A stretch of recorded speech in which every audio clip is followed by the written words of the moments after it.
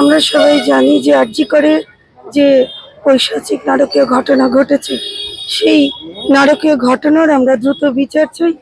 আমরা সিবিআই এর কাছে দ্রুত তদন্ত শেষ করে অবিলম্বে যাতে বিচার শুরু হয় এবং প্রকৃত দোষী ক্যাপিটাল পানিশমেন্ট পায়, সেই জন্যই আজকের আমাদের মৌন মিছিল।